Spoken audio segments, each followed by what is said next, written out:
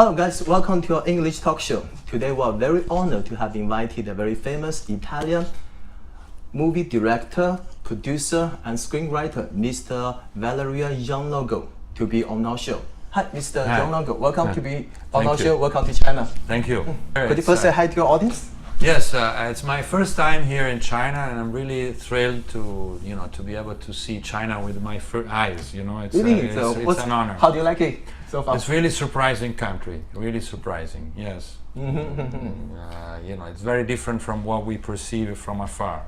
I see. So what did you expect before you came? You expect a country that is not so advanced. And now we see that you see a lot of wealth and big cars and because you're in Beijing. Okay. It's quite modern and big city here. Yes.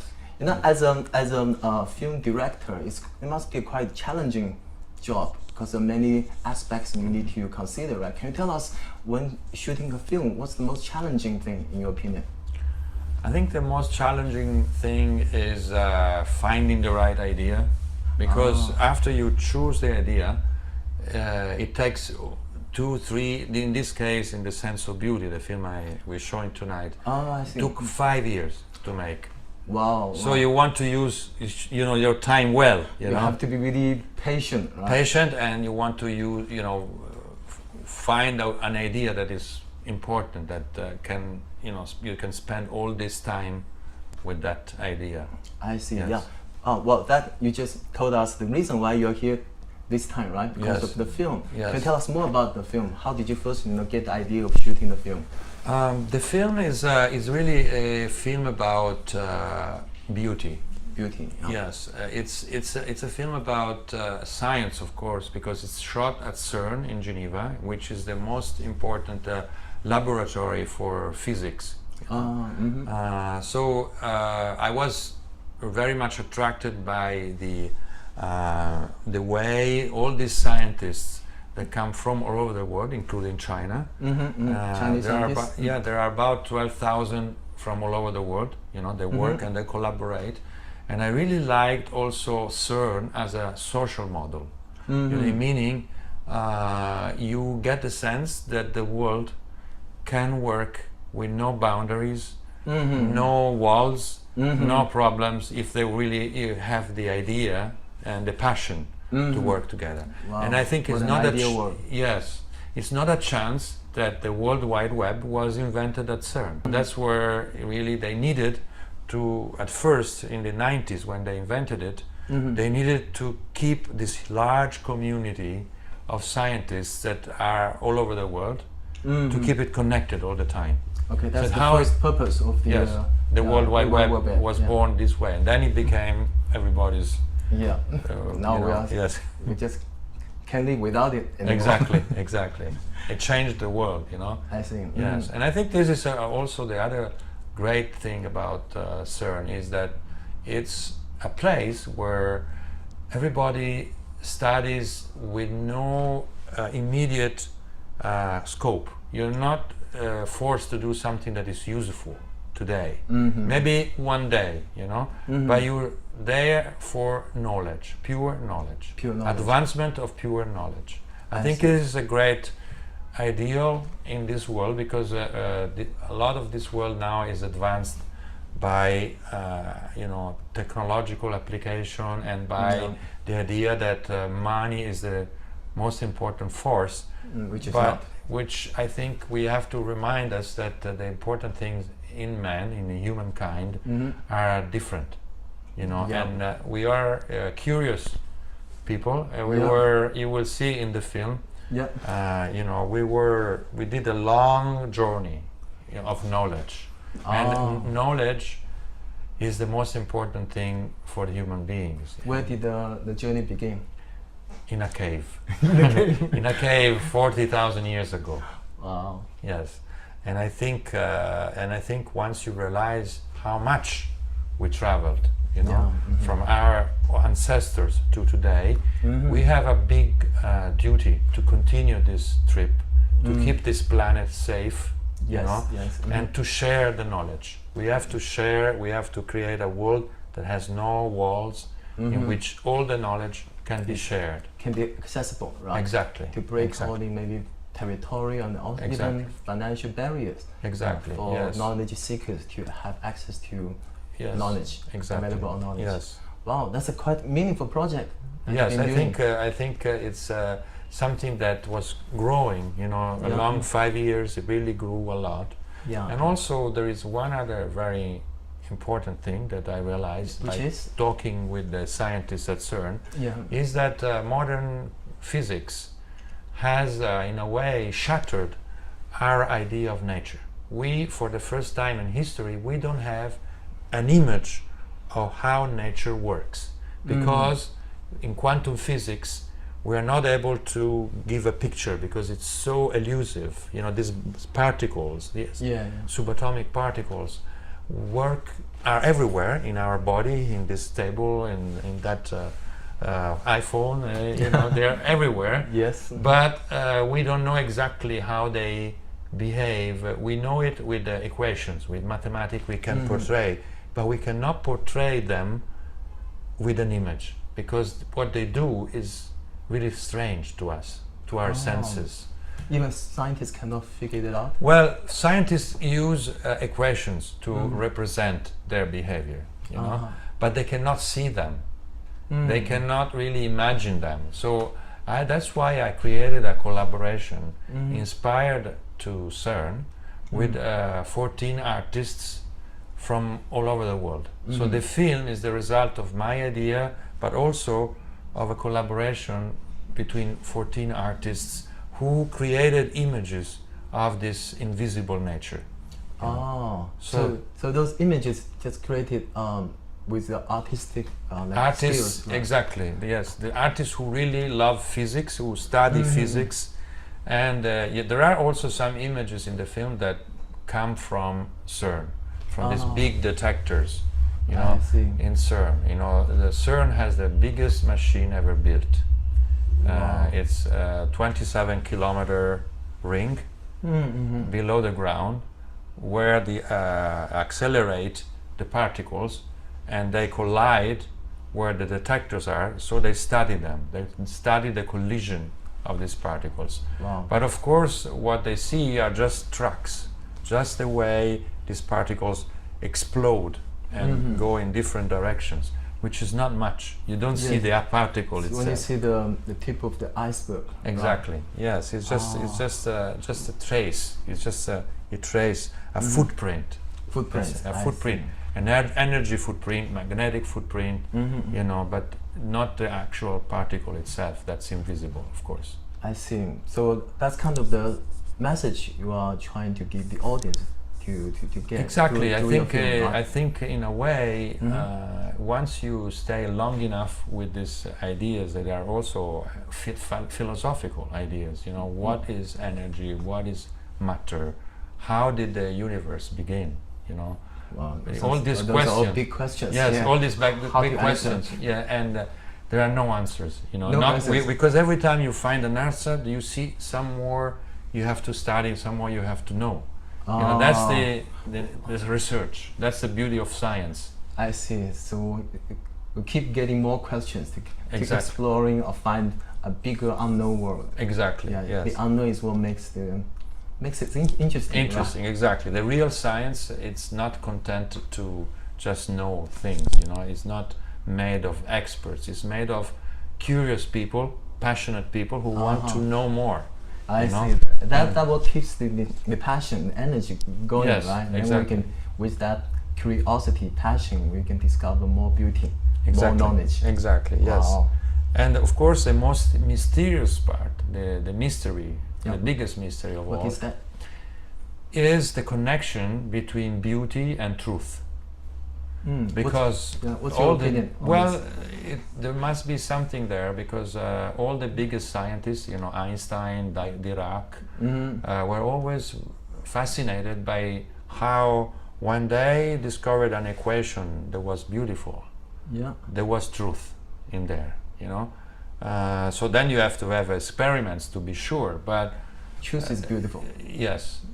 And you know, in a way, in science, you have to look for it because it's not easy. You have to have experiments and you have to have a lot of thinking. But once you find it, you have a big emotion, just like artists. When an artist finds something that is very simple, very elegant and powerful, then you know you have found something that is important. It's So that's kind of like inspirations, right? Yes. For artists. Yes. Right. You know, that's what they have in common. Intuition, you know. Intuition. Scientists and artists have intuition, imagination, you know. Einstein said, imagination is more important than knowledge. Oh, okay, that's good quote. Yeah. Yes. So I think it's something that we're not used to, but there is a dialogue between art and science. There are many things that are in common. You know? I think that the dialogue is kind of like a bridge, right, to connect them Exactly. together. Yes, and I think this is something where we need to have a big dialogue between art and science, because art tries to unite things, to have a view of the world, have a real whole perception of what we are as human beings in the world.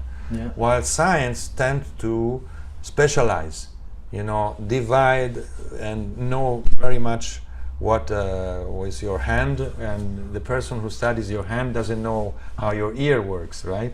It's very, very specialized. But then we, as human beings, are one thing, and the planet is one, So we have to have this dialogue between art and science, because we have to keep this unity.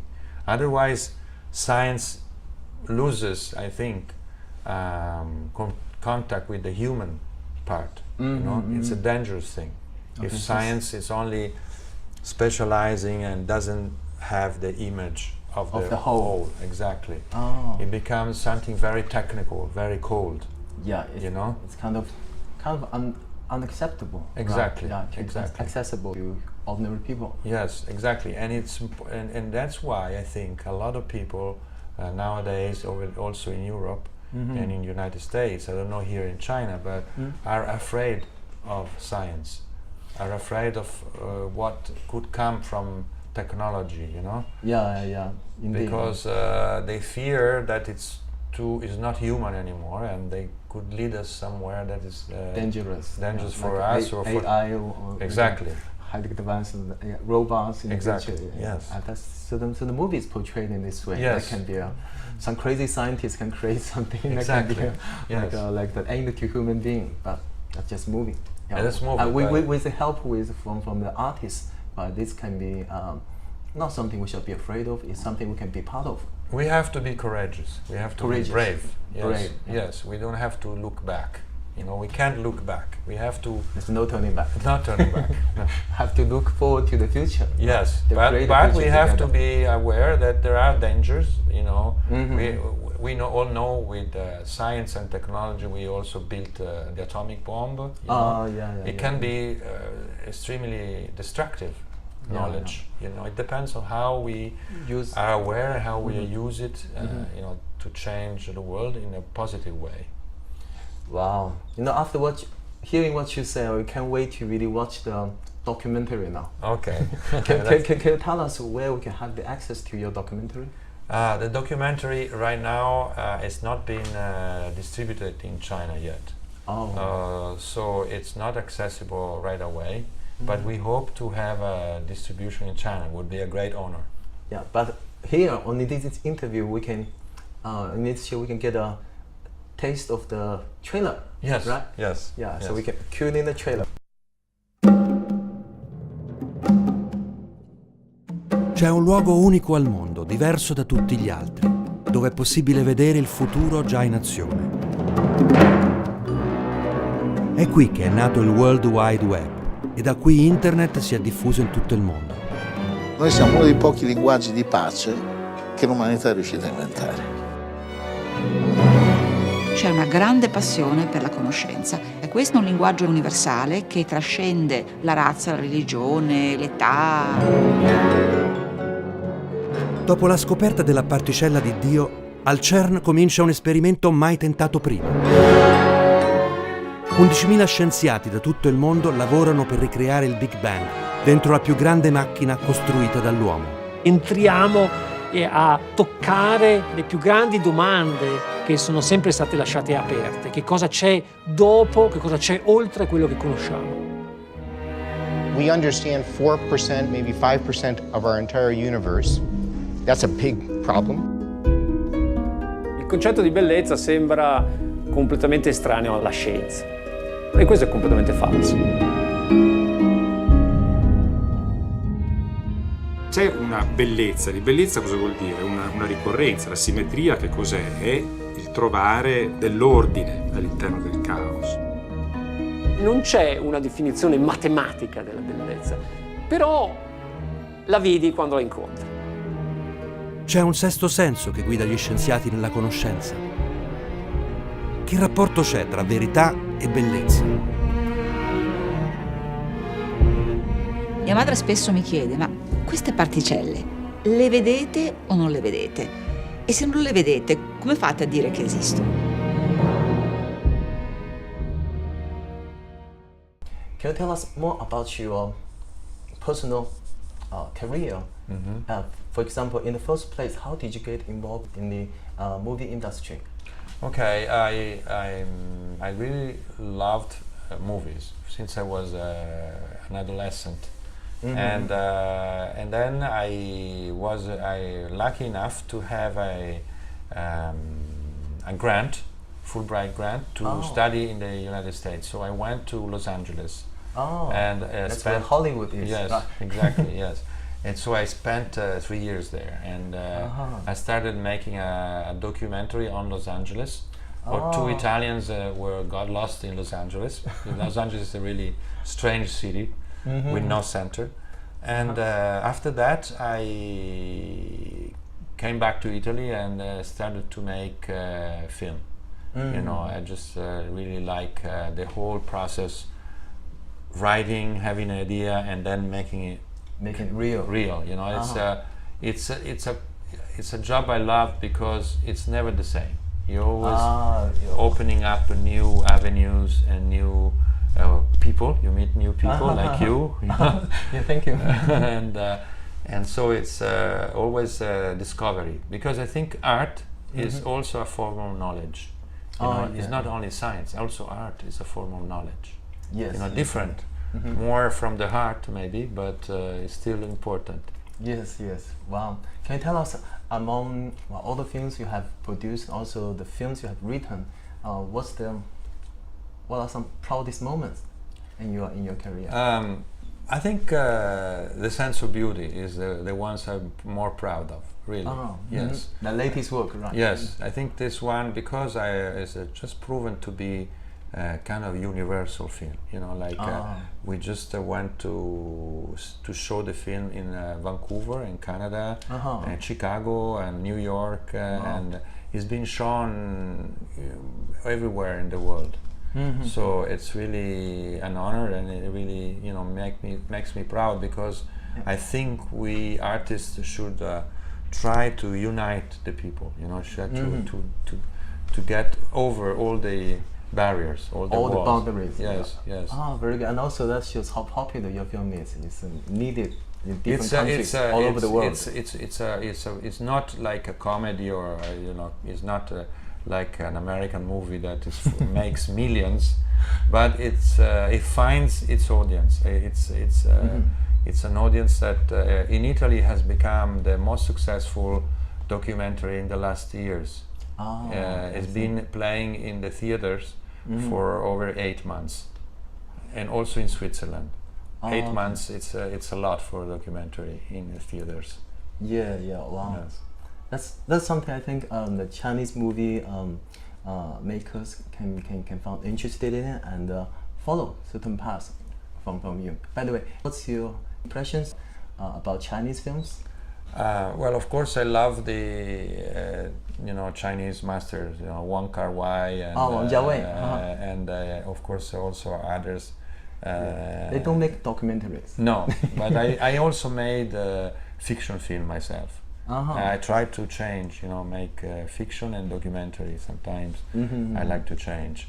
So which one do you prefer?